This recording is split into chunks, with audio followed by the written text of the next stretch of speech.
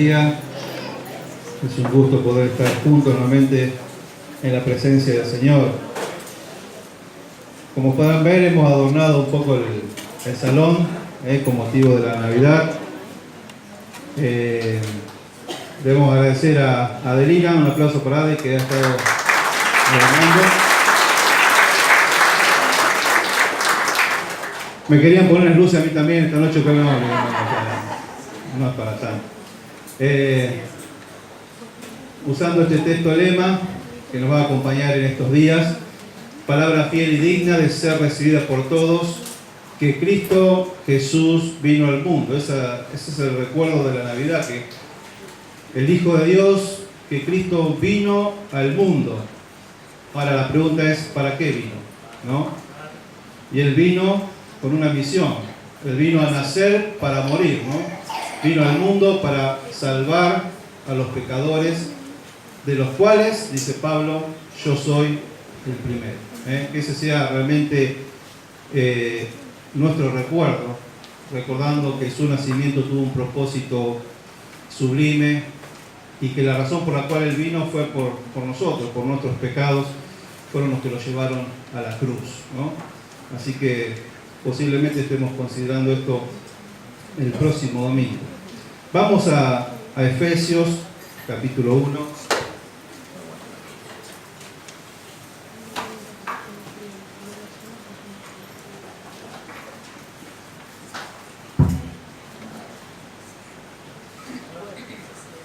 Y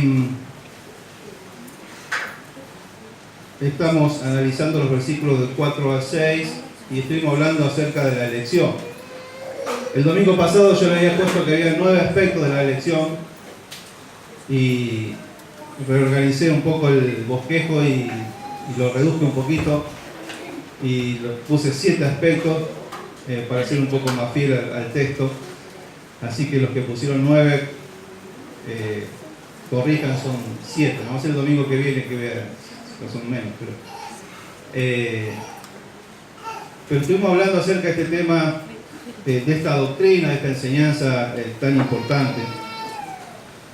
Vamos a volver a leer los versículos del 3 al 6, Efesios 3 del 1 del 3 al 6. Dice: bendito sea el Dios y Padre de nuestro Señor Jesucristo, que nos bendijo con toda bendición espiritual en los lugares celestiales en Cristo, según nos escogió en Él antes de la fundación del mundo, para que fuésemos santos y sin mancha delante de Él, en amor, habiéndonos predestinado para ser adoptados hijos suyos por medio de Jesucristo, según el puro afecto de su voluntad, para alabanza de la gloria de su gracia, con la cual nos hizo aceptos en el amado. Estuvimos viendo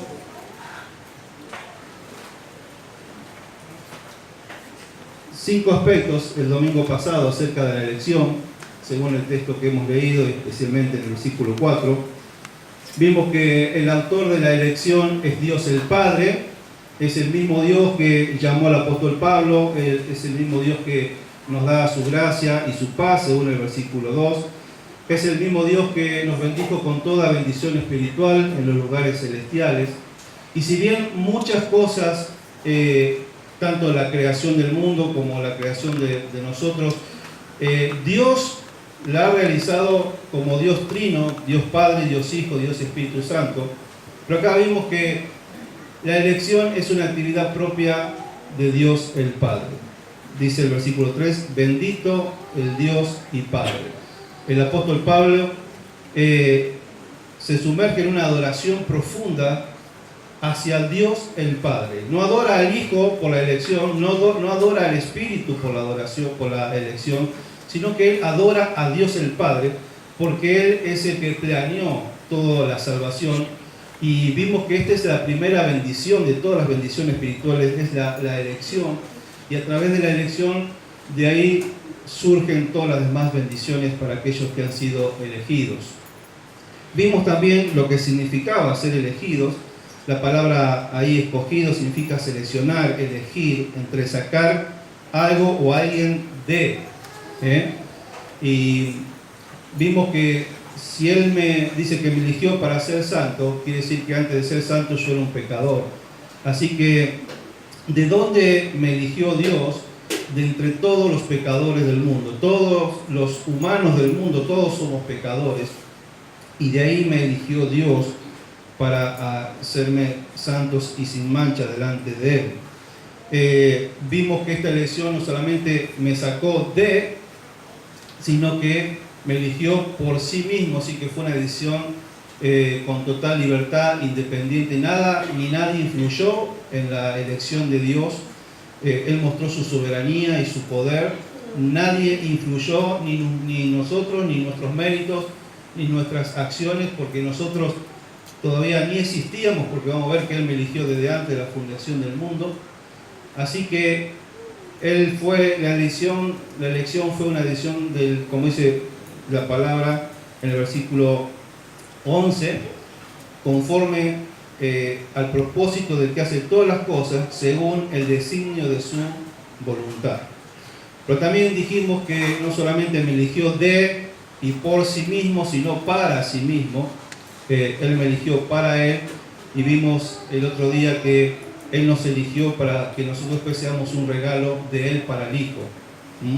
Hemos leído algunos textos en Juan, donde Jesús dice, aquellos que tú me has dado, quiero que estén conmigo donde yo esté. Y vimos cómo nosotros somos el regalo de Dios, somos la iglesia, la esposa, somos el regalo de Dios Padre a Dios Hijo. Y también estuvimos viendo acerca de el objeto o su objeto, su fundamento y su tiempo. Los vimos los tres juntos, porque el texto dice, según nos escogió, ese es el objeto, somos nosotros. Él nos escogió, vimos el fundamento, es decir, fuimos elegidos en Él, y el tiempo, fuimos elegidos antes de la fundación del mundo. Y lo explicamos los tres juntos, porque realmente es hermoso pensar que ahí en la eternidad pasada, cuando todavía no existía nada, cuando solamente estaba Dios y no había nada más que Dios, Dios ya en su mente hizo un plan de salvación, y en su mente estábamos nosotros y estaba Cristo, y en su mente estaba su Hijo, y estábamos nosotros que todavía no existíamos, pero Él ya nos tenía en su mente, y Él nos eligió, y Él quería que nosotros seamos sus hijos. Pero para que nosotros podamos ser sus hijos, su Hijo unigénito tenía que ser inmolado. Por eso hemos leído que Cristo también fue inmolado desde antes de la fundación del mundo. Entonces, en la eternidad pasada, cuando todavía no existía nadie, Dios nos eligió en base ya al sacrificio que Jesucristo iba a hacer un día por nosotros en la cruz. ¿No? Estuvimos analizando todo este tema acerca de la elección. Pero esta noche vamos a seguir avanzando y vamos a ver su propósito. ¿Cuál fue el propósito por el cual Dios nos eligió? Y por eso aquí lo cambié un poquito, porque he podido ver que hay 4 propósitos por los cuales Dios nos eligió. Cada vez que usted encuentra un para qué en la Biblia, Él está estableciendo un propósito. Y ahí tenemos los 4 propósitos de la elección. Dice, el primero dice que nos eligió desde antes de la fundación del mundo, para que fuésemos santos y sin manchas delante de Él. En amor, habiéndonos predestinado para ser, ¿qué? Adoptados hijos suyos por medio de Jesucristo, según el puro afecto de su voluntad, para ¿qué? Alabanza de la gloria de su gracia, con la cual, ¿qué hizo? Nos hizo aceptos en el amado. Ahí tenemos los 4 propósitos por los cuales Dios decidió elegirnos a cada uno de nosotros. Y esta noche vamos a empezar a ir explicando cada uno de ellos. No sé hasta dónde vamos a llegar. Tengo mínimo 45 minutos y se me acaba la batería, la memoria del celular, así que más de 45 no voy a hablar, así que lo voy a cortar en cualquier momento. Bien, el primer propósito por el cual Dios nos eligió es para que seamos santos y sin manchas. Y yo quiero parar un poquito aquí, en esta palabra y en este propósito. Cuando ustedes encuentran, yo les repito, la palabra para, alguien dijo que cuando encontramos la palabra para tenemos que parar. Porque este para es una bisagra entre, vamos a ver qué es una bisagra entre mi vida pasada y mi vida nueva. Hasta ahora ustedes me han escuchado hablar de la salvación de Dios, de la gracia de Dios, cómo Dios, así como me encuentra, Dios perdona todos mis pecados. No importa lo que yo haya hecho, no importa el pecado tan grave o tan chico que haya cometido, Dios en su gracia me perdona, me limpia, me salva. Es más, hemos visto que Dios me eligió desde antes de la fundación del mundo. Antes de que nosotros pecáramos, antes que Él nos hiciera y antes que nosotros pecáramos, Él ya me había elegido a mí y cada uno de ustedes. Es decir que ustedes me han escuchado que la salvación es por gracia y no tiene ningún costo. Digamos, el costo fue la vida de su Hijo. Alguien tuvo que morir por nuestros pecados. Pero cuando hablamos de salvación es por gracia. Pero la Biblia es muy claro que Dios me dice, mira, yo te salvo del pecado, del mundo, del infierno, de la condenación. Yo te salvo pero ¿para qué? ¿Para que vos sigas viviendo como antes? No. ¿Para que vos te sigas revolcando en el pecado como antes? ¿Para que vos sigas siendo la misma persona que antes? No. Yo te salvo para transformar tu vida, para cambiar tu vida, para que vos seas diferente, para que seas santo, para que ahora vivas para mí. Entonces, hay que dedicarle tiempo, y yo quiero dedicarle tiempo, y yo quiero que esto le quede bien claro a cada uno de ustedes. Y muchas veces venimos a la iglesia y bueno, Dios me perdona, estoy escuchando que Dios me salva, no importa cómo yo venga, pero ojo, que cuando Dios te salva para cambiar tu vida, para que vos dejes el pecado. Y si vos estás viviendo en santidad, eso es una muestra de que realmente sos salvo. Es decir, ese termina siendo la evidencia real de que realmente Dios está en tu vida. Por eso cuando Dios te dice, yo te salvo para que seas santo, si vos no sos santo, quiere decir que quizás todavía no sos salvo. Entonces, yo quisiera que prestemos atención porque en las iglesias hoy se habla muy poco de la santidad, se habla muy poco acerca de la vida, de la vida que debe llevar un cristiano, de cómo debe ser un cristiano. Hoy en las iglesias se hace mucho énfasis en la sanidad, se hace mucho énfasis en la prosperidad. La gente está más preocupada por poner el diezmo que por ser santo. Nadie le habla de santidad a la gente, nadie le dice que tiene que cambiar de vida. Todos le dicen, vengan a Cristo, total, Jesús perdona todos los pecados y después seguir viviendo como vos quieras. Y no es así. Lo que pasa es que esto no trae gente a la iglesia cuando hablamos de que seguir a Cristo tiene un costo, de que seguir a Cristo lleva a vivir una vida de santidad, como dice Pedro, sed santos porque yo soy santo. Y si tenemos a un Dios santo, y yo sigo a ese Dios santo, lo mínimo que tengo que hacer es ser santo. Entonces, yo le voy a dedicar tiempo a este tema de la santidad, y creo que merece una reflexión particular de cada uno de nosotros en esta noche. Es algo que tenemos que seguir pensándolo, meditándolo, porque saber en esta noche que Dios me salvó para el propósito de ser felices, no, de hacer dinero, no, de tener una hermosa familia, sí, hay muchas cosas que sí pueden ser, pero dice la Biblia que Él me eligió para ser santo y sin mancha. Esa palabra santos significa o siempre conlleva la idea de separación y diferencia. Se utiliza para todo aquello que ha sido apartado para la adoración y el servicio a Dios. Ser santo significa ser separados, apartados para Dios.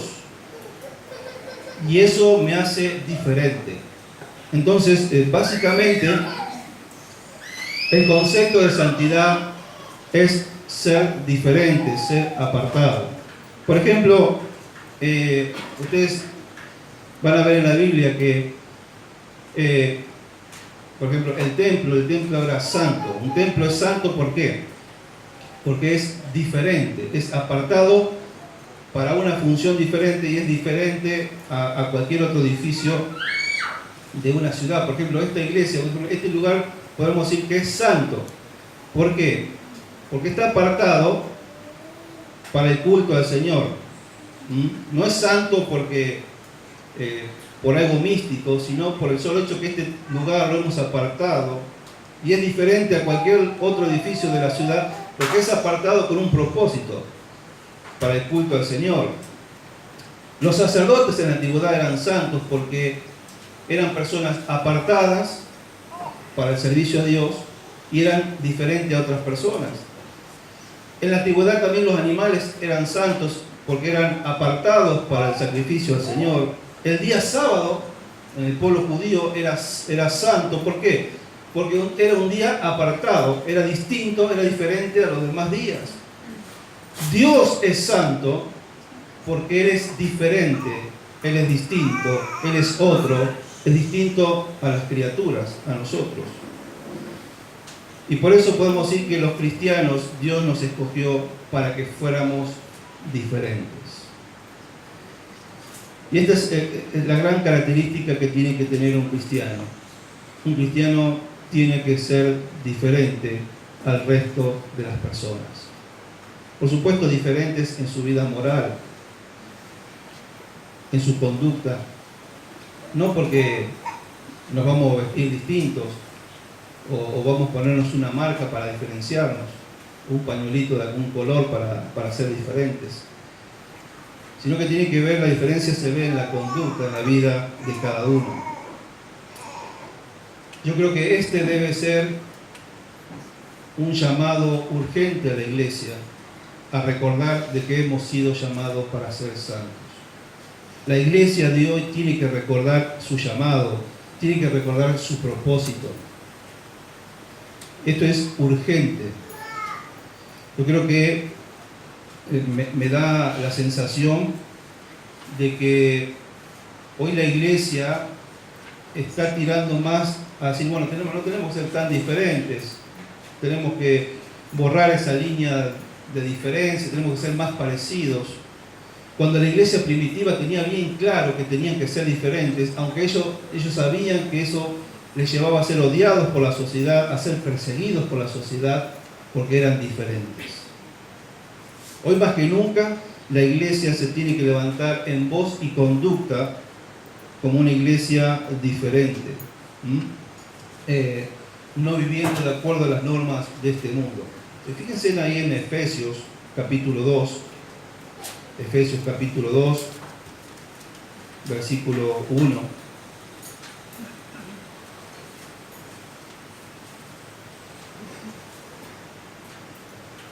Dice, y Él os dio vida a vosotros cuando estabais muertos en vuestros delitos y pecados, en los cuales anduvisteis, ¿qué? En otro tiempo, en la vida pasada. Entonces, lo que Pablo va a empezar a decir ahora, supuestamente estos hermanos lo vivieron en otro tiempo, cuando todavía estaban muertos y no habían conocido a Cristo. Dice, en los cuales anduviste en otro tiempo, siguiendo ¿qué? La corriente de este mundo, conforme al príncipe de la potestad del aire, el espíritu que ahora opera en los hijos de desobediencia, entre los cuales también todos nosotros vivíamos ¿qué? En otro tiempo, en los deseos de nuestra carne, haciendo la voluntad de la carne y de los pensamientos, y éramos por naturaleza hijos de ira, los mismos que los demás. Pero fíjense que el apóstol continuamente está hablando de otro tiempo, el otro tiempo, cuando vivían según la corriente de este mundo, viviendo de acuerdo a la carne, a los pensamientos de la carne, siguiendo la voluntad de Satanás. Era otro tiempo. Pero ahora han sido llamados para ser santos. Primera Pedro, capítulo 4.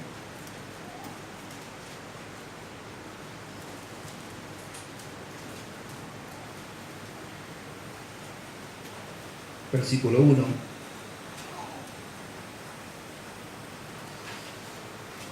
Dice, puesto que Cristo ha padecido por nosotros en la carne, vosotros también armados del mismo pensamiento, pues quien ha padecido en la carne terminó con el pecado, para no vivir el tiempo que resta en la carne conforme a la concupiscencia de los hombres, sino conforme a la voluntad de Dios.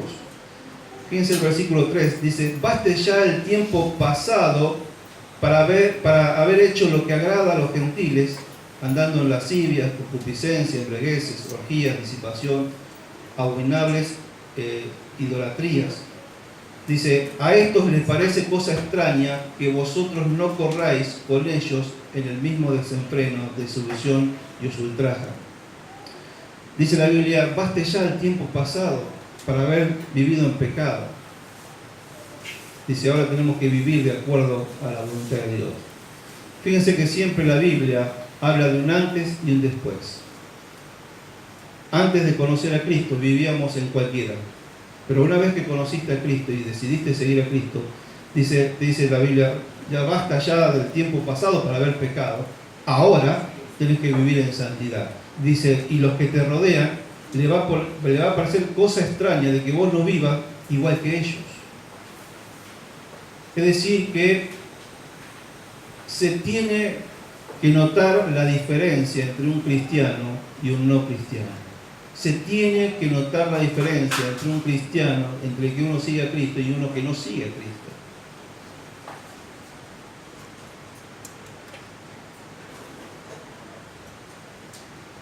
Debería ser posible identificar a un cristiano en la escuela.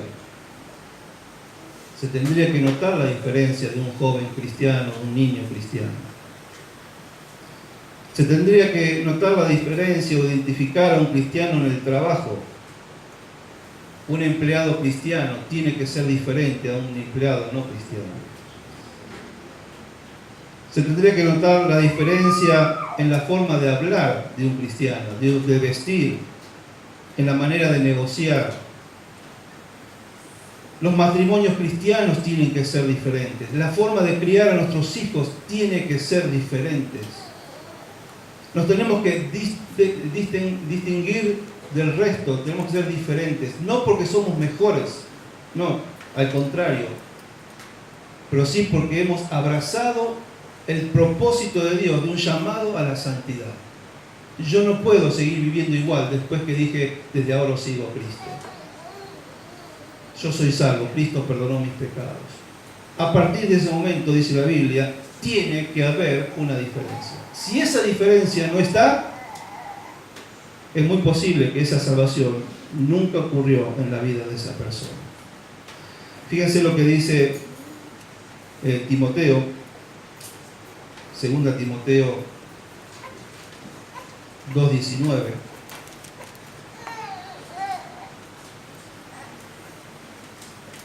Segunda Timoteo 2:19.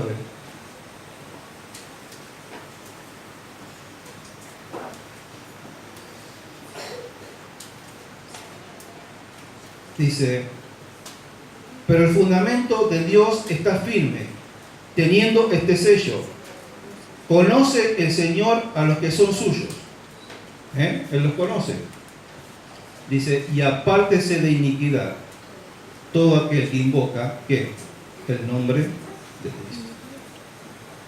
Toda aquella persona que invoca el nombre de Cristo, apártese del pecado. Dice la Biblia, sin santidad nadie verá al Señor. Bienaventurados los de limpios corazón, porque ellos verán a Dios. Entonces, hermanos,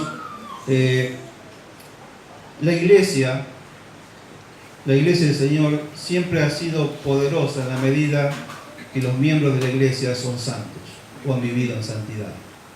El poder de una iglesia no está en los recursos que tienen, en la tecnología, en el dinero, o en el dinero que puedan tener los miembros de una iglesia. El poder de una iglesia está en la santidad. Y en la medida que nosotros vivamos en santidad, vamos a tener un mayor impacto en la sociedad con el Evangelio de Cristo. Si usted sale a predicar el Evangelio y le sale al mundo a decirle que Jesucristo cambia la vida y la suya no cambia, ¿qué va a decir la gente? Otro más que habla y no hace. Ya estamos cansados de eso. Ya con los políticos nos basta que prometen y dicen y no hacen. Entonces nuestra palabra, nuestro evangelio queda truncado por nuestras vidas cuando no son santas. Entonces el mayor poder de una iglesia está en la santidad de cada uno de nosotros. Si queremos tener un testimonio fuerte en San Genaro, si queremos mostrarle a San Genaro que Jesucristo tiene poder para cambiar una vida, bueno, cada uno de nosotros, vos y yo, cada uno somos responsables de esto. De cada día, cuando yo me levanto a la mañana, tengo que levantarme sabiendo, Dios me llamó, Dios me eligió para ser santo. Amén.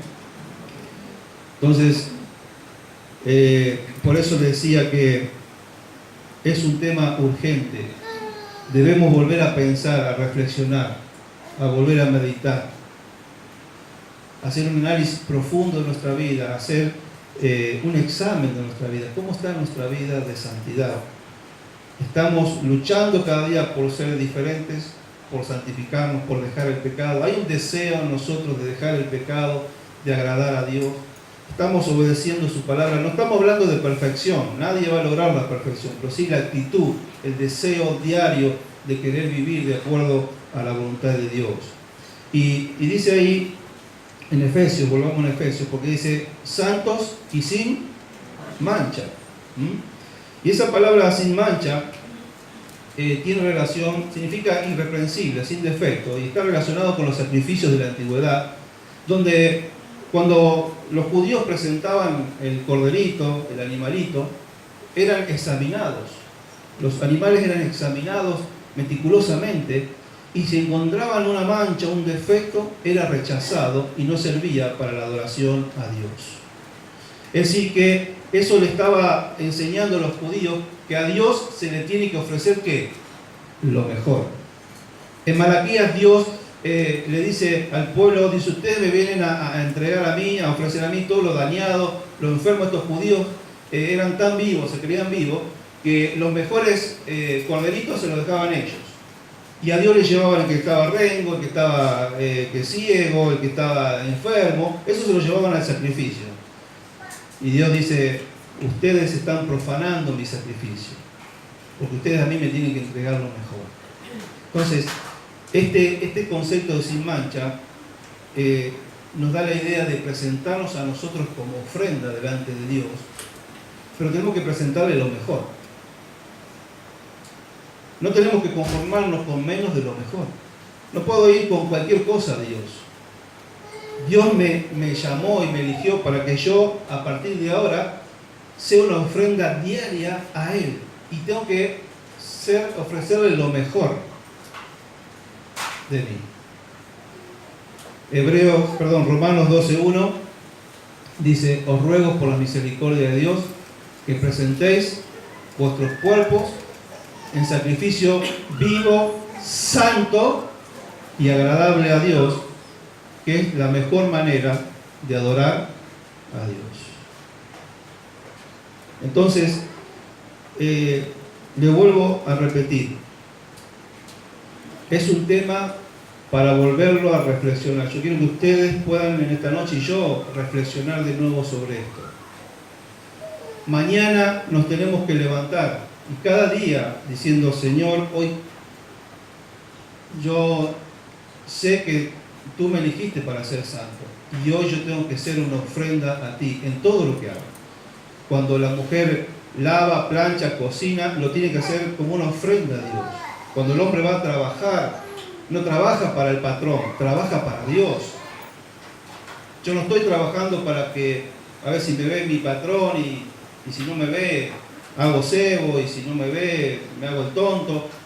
No, yo trabajo lo mejor posible porque Dios me está viendo y porque yo estoy haciendo esto como una ofrenda a Dios, no por el salario o por agradar a mi patrón. Mi primer patrón es Dios. Entonces, cuando uno tiene este concepto en la mente que yo soy una ofrenda continua, y fíjense que dice santos y sin mancha, ¿qué? ¿Dónde? ¿Delante de quién? De Él. Porque delante de los hombres es fácil ser santo. Me porto un poquito bien y entonces mira que santo. Pero delante de Dios es más difícil ser santo. ¿Por qué? Porque Él conoce mis intenciones, mis motivaciones, mis pensamientos. Y ahí también tengo que ser santo. Y delante de Dios estoy las 24 horas. Delante de mi patrón estoy algunas horas. Cuando Él se va, ya puedo hacer cualquier cosa yo. Pero mi patrón que está en el cielo me ve las 24 horas del día. Y yo delante de Él, yo tengo que ser santo y sin mancha. Entonces, hermanos, este es el gran propósito de Dios para nuestras vidas. Dios no me llamó para algo menos que esto. Dios me llamó para esto, para que sea santo.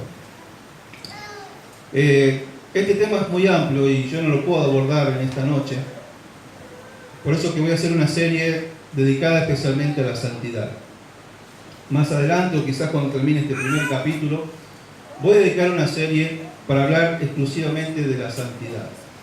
Porque realmente hoy en las iglesias, entre los cristianos, no hay interés por la santidad. No hay pasión por la santidad. Nadie, uno lo ve con ese entusiasmo, ese deseo de ser santo. Nadie tiene interés. Quizás, ¿se acuerdan que yo les dije? Quizás en nuestra mente ya está la idea de que sí, ¿para qué? ¿Para qué me voy a esforzar si nunca lo voy a lograr? Y yo quiero que estudiemos la Biblia este tema para que veamos que ser santo es posible con el poder de Dios. Si Dios me llamó a ser santo es porque lo puedo hacer. Porque Dios me dio recursos y me dio herramientas para poder ser santo. Lo primero que me dio fue que el Espíritu Santo, para ayudarme a ser santo. Entonces, para poder entender este propósito que Dios tiene para mi vida, para entender lo que significa ser santos para Dios, primero tengo que tener una visión de la gravedad del pecado, de lo grave que es el pecado. Primero, las consecuencias, lo que ha traído el pecado al mundo, a nuestras vidas. Con solo saber el hecho de que Cristo vino a morir, ¿por qué? Por el pecado. Entonces vamos a hablar de la gravedad del pecado. Tenemos que tener una visión de lo que es realmente el pecado, que nosotros no lo tenemos. Al contrario, a veces nos gusta el pecado. Por eso pecamos, porque nos gusta. Segundo, tenemos que tener una visión correcta de la santidad de Dios. ¿Se acuerdan cuando en Isaías 6, cuando él vio que la santidad de Dios, él dijo, ay de mí? Pero él, ¿cuándo se vio más pecador? Cuando vio que más de cerca la santidad de Dios. Entonces, por un lado tengo que tener una visión de la gravedad del pecado. Por otro lado tengo que tener una visión correcta de la santidad, de lo que es la hermosura de la santidad, de lo que es la luz de la santidad de Dios. Que vivimos a la luz de su santidad. ¿Qué es la santidad de Dios? Para que entendamos cuando Él me pide que yo sea santo. Él me dice, sé santo porque yo soy santo. Entonces tengo que estudiar su santidad. Pero también quiero que estudiemos, cuando lo estudiemos, todas las herramientas y los recursos que Dios me dio para que yo pueda ser santo y yo pueda decir, es posible ser santo. Es posible ser santo, es posible agradar a Dios y vivir una vida de santidad. No tenemos tiempo para verlo ahora que estamos estudiando Efesios, pero les prometo que vamos a tener una serie especialmente de la santidad, porque veo que este es el propósito sublime de Dios para nuestras vidas. Entonces, el primer propósito entonces es que Él nos eligió para ser santos y sin mancha. Y segundo, vamos a ver solamente el que sigue, pero que me dé el tiempo. Otro propósito que Dios tuvo es de que seamos ser adoptados hijos suyos.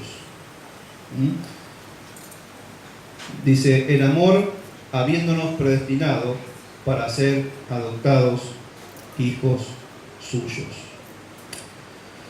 Muchos se preguntan, ¿por qué Dios siguió adelante con la creación si sabía que el hombre iba a caer en pecado?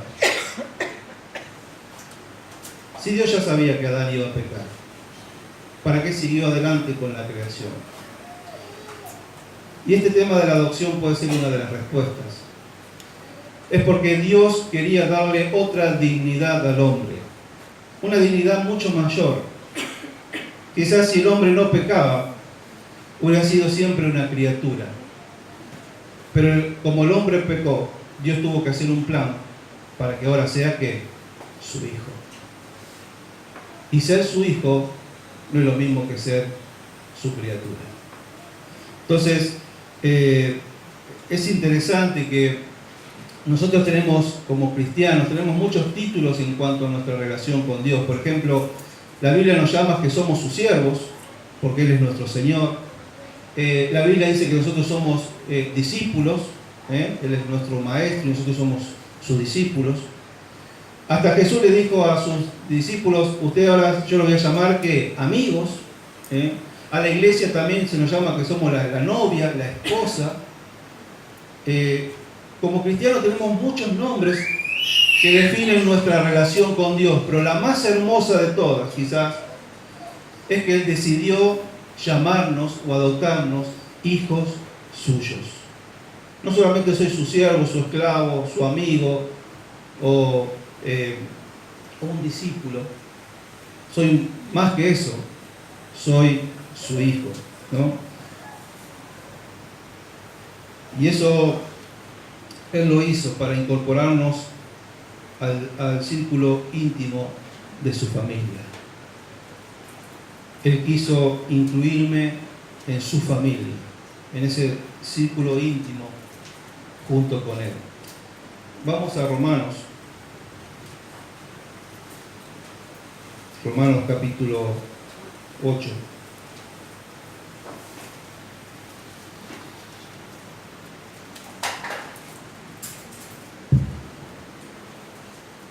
Romanos 8:14.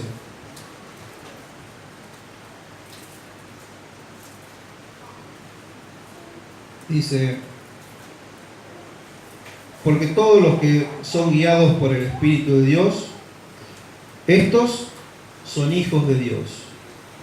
Pues no habéis recibido el espíritu de esclavitud para estar otra vez en temor, sino que habéis recibido el espíritu de adopción, por el cual clamamos, Abba Padre. Y el Espíritu mismo da testimonio a nuestro espíritu de que somos hijos de Dios. Dice que ahora hemos recibido el espíritu de adopción, con el cual clamamos Abba Padre, que significa como lo que nosotros decimos hoy en castellano, papá o papi, un término cariñoso para referirse a nuestro Padre Celestial. Entonces, fíjense qué hermosa relación, qué íntima relación, ¿no? Donde le podemos decir a nuestro Padre Celestial papá, papi, ¿no? Mostrándonos la relación que Jesucristo, que Dios quiso lograr nosotros al adoptarnos sus hijos. Para colmo, Pablo este término de la adopción lo toma del Imperio Romano.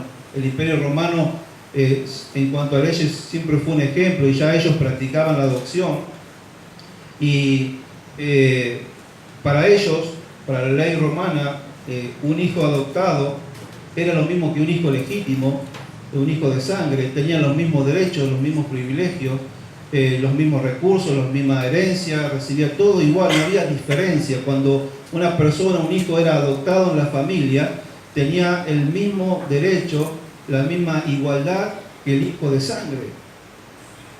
Y fíjense, si todavía están ahí en Romanos, terminamos en el 16, fíjense lo que dice el versículo 17. Dice, y si hijos, también herederos de Dios, ¿y qué? ¿Y coherederos con quién? Con Cristo. Cristo era el hijo único, el hijo legítimo. Pero dice que tenemos los mismos privilegios que Jesucristo. Somos coherederos con Cristo, ¿no? Recibiendo los mismos privilegios que su hijo único. Hermanos, lo primero que tenemos que hacer es valorar el hecho de que seamos llamados hijos de Dios. Yo creo que hace poco le dije que habíamos perdido la capacidad de asombro. ¿Se acuerdan cuando en 1 Juan 3:1 dice Juan, mirad que igual amor nos ha dado el Padre de ¿qué? De llamarnos hijos de Dios. Y ese mirar es una mirada de asombro, de adoración de Juan, como que no lo puede entender, no puede entender el amor de Dios que nos pueda llamar sus hijos. Como si eso fuera el título más grande que podemos tener como seres humanos, que hayamos sido adoptados por Dios y hoy seamos llamados sus hijos. Pero ¿sabe cuándo podemos valorar que somos sus hijos? Cuando nos damos cuenta de lo que éramos antes de ser sus hijos, ¿no? Acompáñenme ahí a Romanos capítulo 5.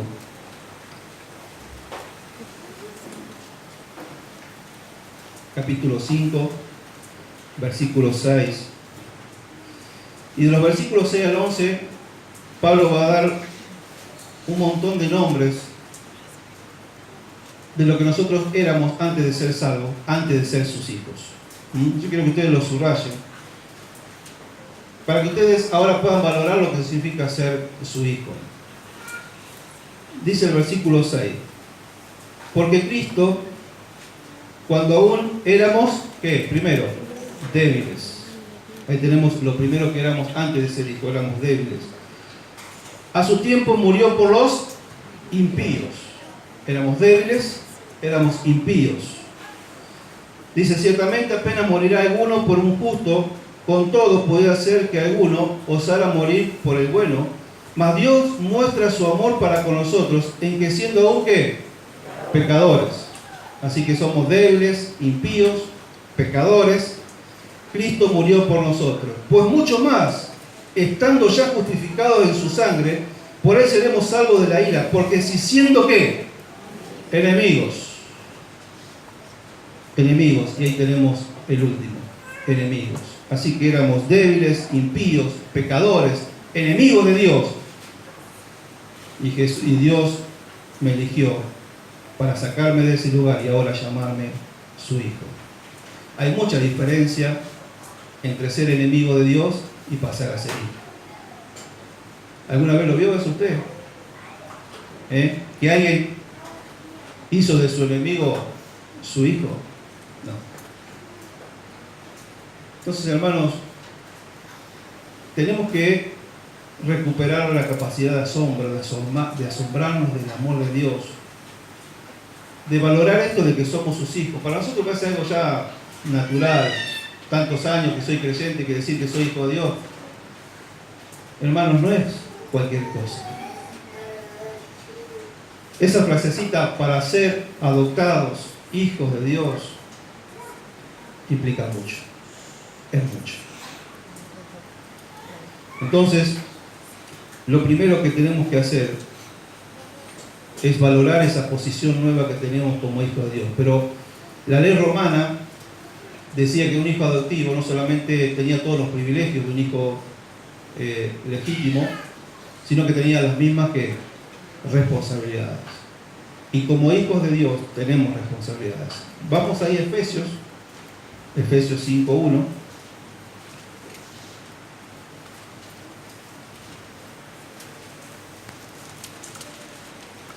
Con la santidad.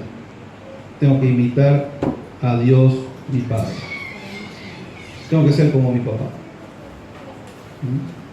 Esa es la gran responsabilidad que tengo como hijo. Primera Pedro, que ya lo estuvimos viendo, 1:15. Primera Pedro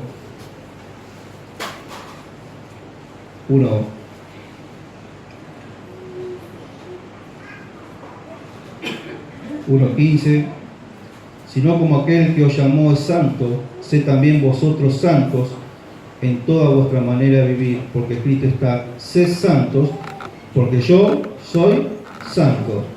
Y si invocáis, ¿qué? Por Padre. Tenemos un Padre santo y por eso yo debo ser santo. Primera Juan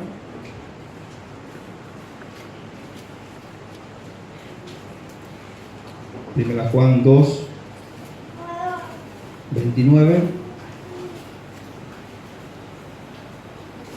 Si sabéis que Él es justo, sabéis también que todo el que hace justicia es nacido de Él. Si Él es justo, aquellos que son nacidos de Él, el que es nacido de Dios, ¿qué es? Un hijo de Dios, tiene que ser también justo. 3.3, 1 Juan 3.3, dice: y todo aquel que tiene esta esperanza en Él, se purifica a sí mismo, así como Él es puro. Y 4.8,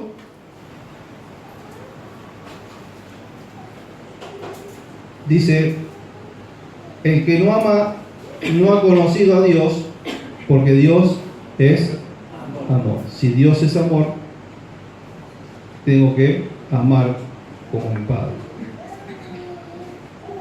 Entonces, hermanos, el hecho de ser adoptados hijos de Dios me llena de un montón de privilegios, pero también conlleva consigo un montón de responsabilidades.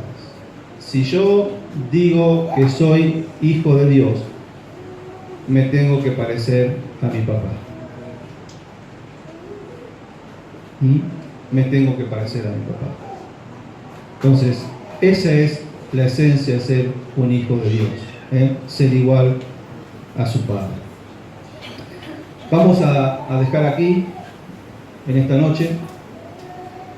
El próximo domingo no lo vamos a ver porque, si Dios quiere, tenemos el retiro. Pero ustedes dirán, ¿por qué vamos tan lento? ¿Por qué haces tanto énfasis?